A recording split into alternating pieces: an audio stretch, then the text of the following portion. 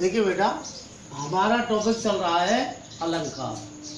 ठीक है, अलंकार। अलंकारों में हमने जो है अनुप्रास, यमास, श्लेष, उपमा ये पढ़ लिए। अब है रूपक अलंकार। रूपक अलंकार कहाँ होता है? कौन सा अलंकार है? रूपक। अब रूपक अलंकार कहाँ होता है? रूपक का मतलब रूप ग्रहण करने वाला।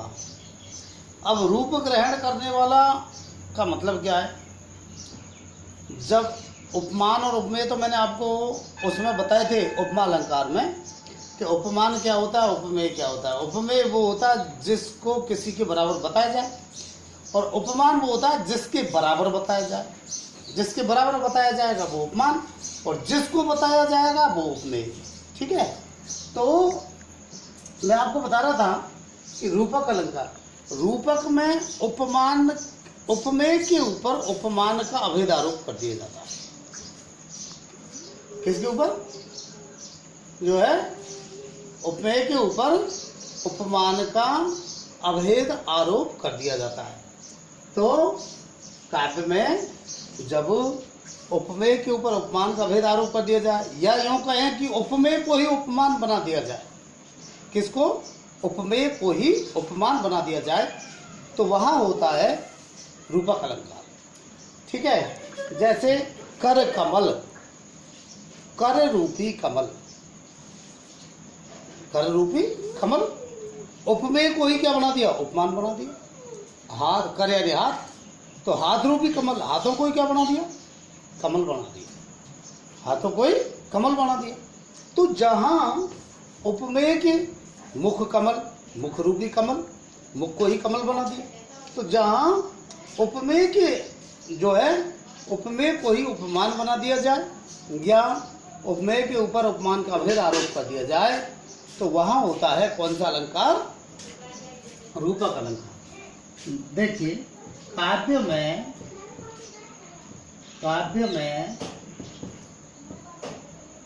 जब उपमेय को ही उपमान बना दिया जाए, बना दिया जाए, अर्थात उपमेय के ऊपर, अर्थात उपमेय पर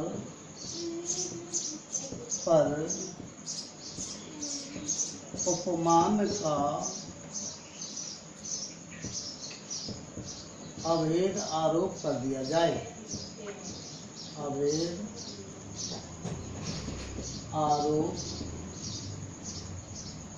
कर दिया जाए।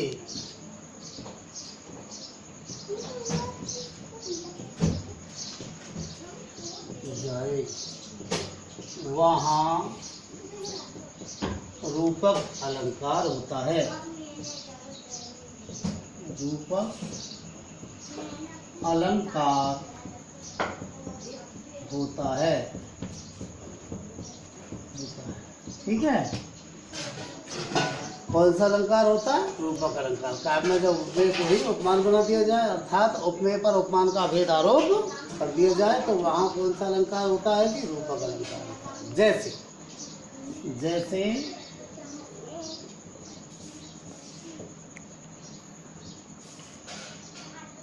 कर कमल,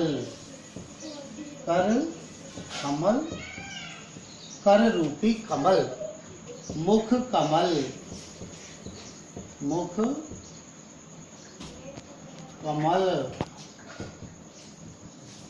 चरण कमल,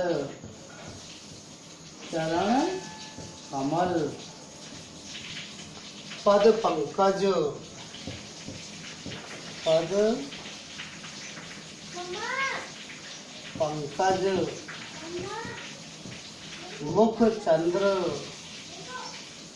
मुख चंद्र, अब इनमें आप देख लिए हाथों को कमल बना दिया, मुख को कमल बना दिया, चरणों को कमल बना दिया, चरणों को कमल बना दिया, मुख को चंद्रमा बना दिया।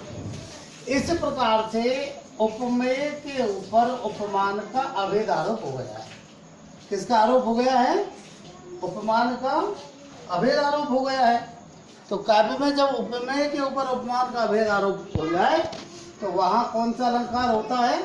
वहां होता है रूपक अलंकार। अब आप बड़े एग्जाम्पल देखिए। जितने कष्ट कंटकों में है, जितने कष्ट कंटकों में है,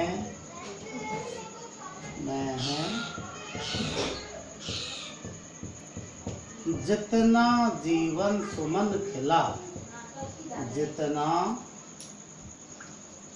जीवन सुमन खिला, सुमन खिला, गौरव गंध उन्हें उतना ही, गौरव गंध उन्हें उतना ही, यत्र तत्र सर्वत्र मिला, यत्र तत्र सर्वत्र मिला। अब आप इसमें देखिए, कष्टों को कांटों का, कष्टों के ऊपर कांटों का आरोप कर दिया। जितने कष्ट कंटकों में है, जितना जीवन सुमन खिला, तो जो है कष्टों के ऊपर किसका आरोप कर दिया? कांटों का आरोप कर दिया। जीवन के ऊपर किसका आरोप कर दिया? फूल का आरोप कर दिया। और गौरव के ऊपर किसका आरोप कर दिया? गंध का आरोप कर दिया। ठीक है ना? तो जहां इस प्रकार से, यानी जितने कष्ट कंटकों में है, जितने कष्ट कांटे में और कंटकों में है, जो है जितना जीवन सुमन खिला, तो जीवन के ऊपर सुमन का आरोप हो गया। जिनका जीवन रूपी फूल खिला है और उनको गौरव रूपी उतना ही अधिक गौरव रूपी गंध प्राप्त हुई है। गौरव रूपी क्या प्राप्त हुई है? गंध प्राप्त हुई है। तो इस प्रकार से जो है यहाँ उपमेय के ऊपर उपमान का अभेद आरोप हुआ है। तीसरा एग्जाम्पल देखिए आप।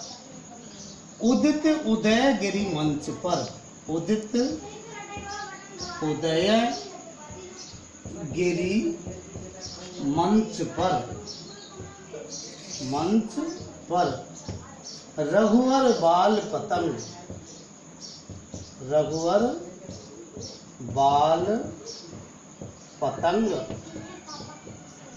विकसे संत सरोज सब, विकसे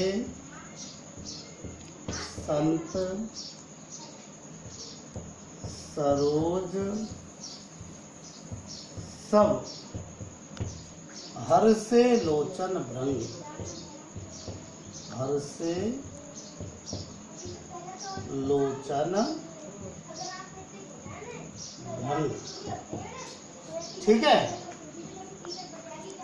तो उदित उदय गिरि मंच पर रघुवर बाल पतंग, विकसे संत सरोज सब, हर से लोचन भृंग। यानी उदयाचल, मंच रूपी उदयाचल पर, उदयगिरी किसको कहते हैं?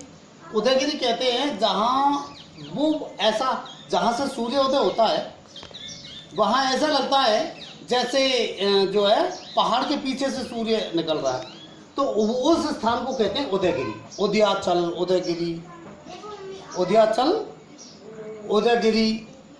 और जो है तो मंच रूपी उदयाचल पर रघुवर रूपी, श्री राम रूपी बाल सूर्य उदय हो गए। मंच पर श्री राम जब धनुष तोड़ने के लिए गए थे, उसका वर्णन है। तो जो है मंच रूपी उदयाचल पर श्री राम रूपी बाल सूर्य उदय हो गए। और सूर्य जब उदय होता है तो कमल खिल जाते हैं, भौरे हर्षित हो जाते हैं।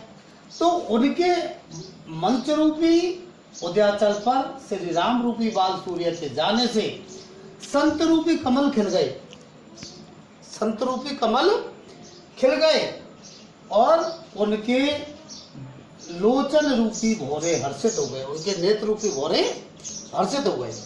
तो इस प्रकार से जो है उपमेय के ऊपर उपमान का अभेद आरोप हुआ है। ठीक है ना? कितने मिनट हुए? हाँ?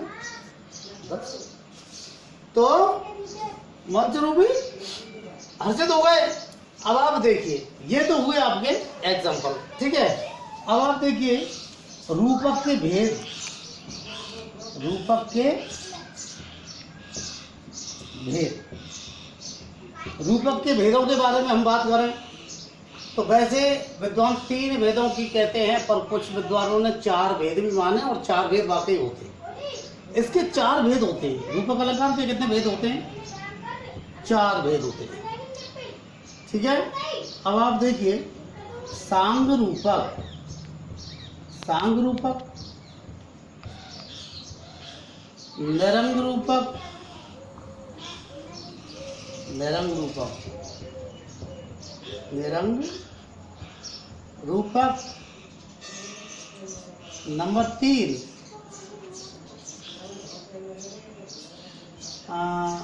परंपरित रूपक, परंपरित रूपक। और नंबर